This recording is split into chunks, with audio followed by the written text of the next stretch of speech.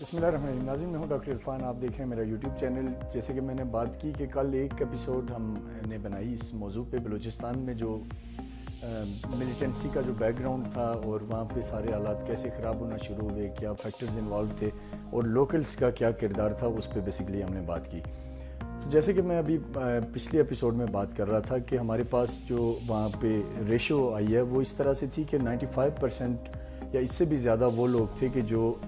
State کے ساتھ تھے، لائل تھے، وہ پاکستان کے لیے اپنا ہر طرح کی قربانی دینے کو تیار تھے. انتہائی چھوٹا طبقہ تھا جو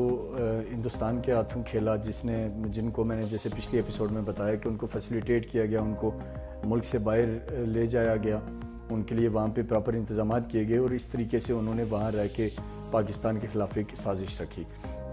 اب بیسیکلی آبجیکٹو کیا تھا اس پورے معاملے کا؟ انڈیا کیونکہ یہ ڈیفینیٹلی جانتا تھا کہ بلوچستان کا ایک پوٹینشیل ہے، پھر بلوچستان کے لوگ محب وطن ہیں، اور پاکستان اور جب اگر بلوچستان میں خوشحالی آئے گی، ڈیولپمنٹ ہوگی، چیزیں بہتر ہوں گی، تو وہ جو ایک سو کالڈ سرداری نظام تھا یا نوابی نظام تھا وہ ختم ہو جائے گا. اور اس سے وہ جو 2-4 لوگ ہندوستان کے ایما پہ کام کرتے رہے ماضی میں، جیسے کہ 71 میں آپ جانتے ہیں کہ جو وہاں کوشش کی گئی تھی،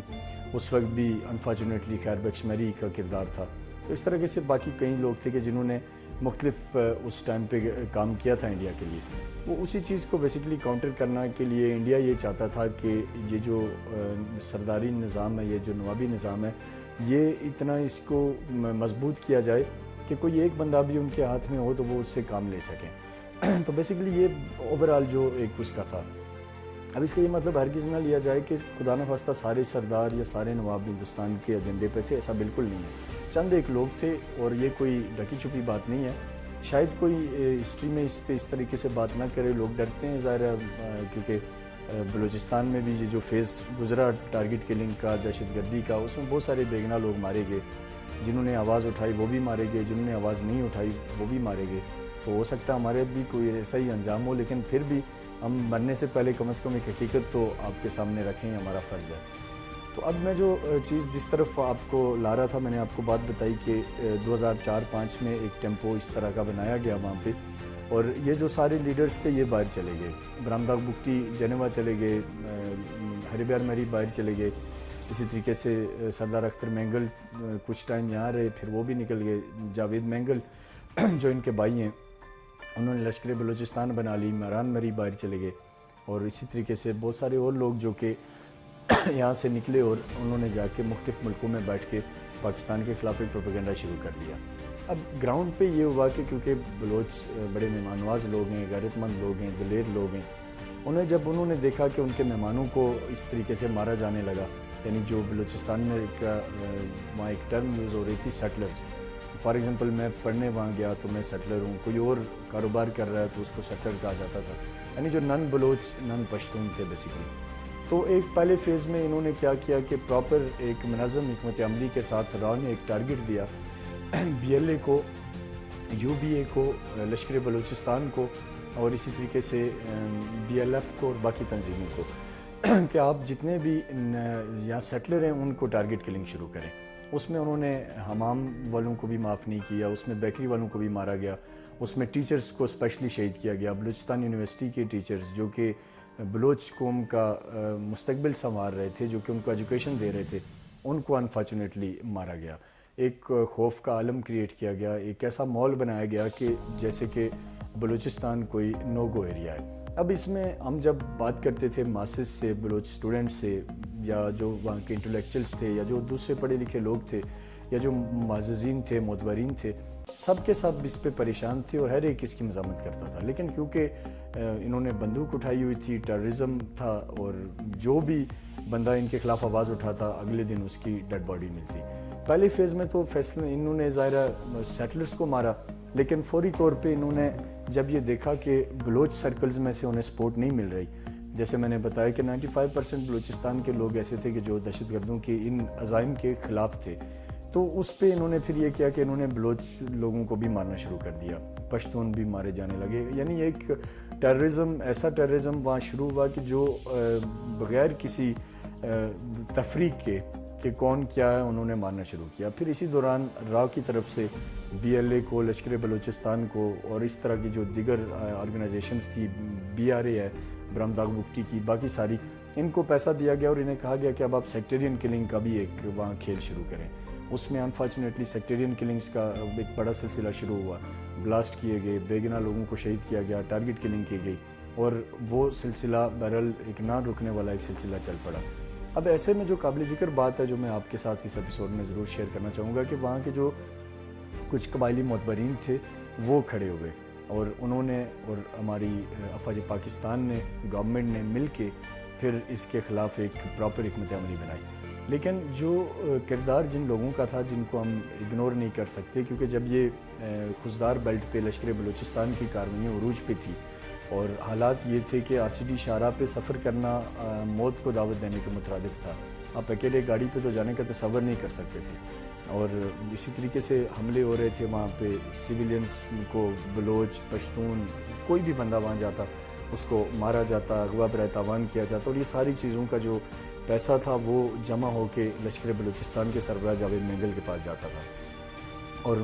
ساتھ ہی ساتھ جاوید مینگل کو, کیونکہ خزدار میں اور اس علاقے میں BNP مینگل کی سپورٹ حاصل تھی پولیٹیکلی,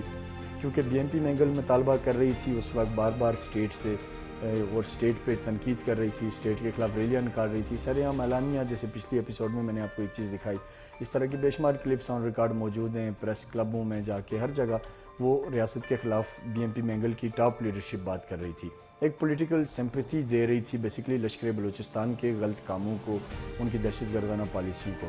اب اس وقت یہ ہوا کہ ہم نے یہ نوٹ کیا کہ بلوچستان میں خزدار اور وڈ سے اس وقت کے جو قبائلی معتبرین تھے, اب بھی وہ حیات ہیں, نصیر مینگل, ان کے بیٹے میر شفیق الرحمان مینگل وہاں کھڑے ہوئے, اور انہوں نے لشکر بلوچستان کے خلاف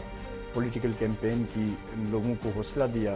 اور لوگوں کو کہا کہ آپ اپنے ملک کی بات کریں, آپ پاکستان کے لیے کھڑے ہوں, آپ خوف سے باہر آئیں. بیسیکلی کیونکہ میں نے بتایا کہ طبقہ تو بہت تھوڑا تھا, لیکن ہائی جیک انہوں نے پورے ماسز کو کیا ہوا تھا, تمام قبائل کو ہائی جیک کیا ہوا تھا, لوگوں کو کے اوپر ظلم و ستم ہو رہا تھا. ایون وہاں خزدار کا یہ واقعہ ہے کہ وڈ کے قریب ہی لانگو قبیلے کے کافی سارے گھر تھے. اب کیونکہ لشکر بلوچستان یا سردار اختر مینگل بظاہر تو یہ کلیم کرتے ہیں کہ وہ بلوچوں کے ہمدرد ہیں, ہر دن ان کی یہی بات ہوتی ہے کہ ہم بلوچوں کے لیے آواز اٹھا رہے ہیں, لیکن لانگو قبیلہ جو کہ بلوچوں کا ہی قبیلہ ہے, بڑا معتبر قبیلہ ہے, اور ابھی جو اس وقت آپ کے سٹنگ ہوم منسٹر ہیں بلوچستان کے مرزا اللہ لانگو, وہ بھی لانگو ہیں. تو ان کے قبیلے کے لگ بھگ کوئی 250 کے قریب یا اتنے جو بھی گھر تھے وہاں, ان پہ بڑا ظلم و تشدد کیا گیا, ان کو مارا گیا, ان کو اختر مینگل صاحب اور جاوید مینگل صاحب کے لوگوں نے وہاں سے علاقہ بدر ہونے پہ مجبور کیا, بڑا ظلم و جبر کیا ان پہ, اور آج تک جاری ہے. بہرحال وہ اگلی ایپیسوڈ میں ہم اس پہ بات کریں گے. تو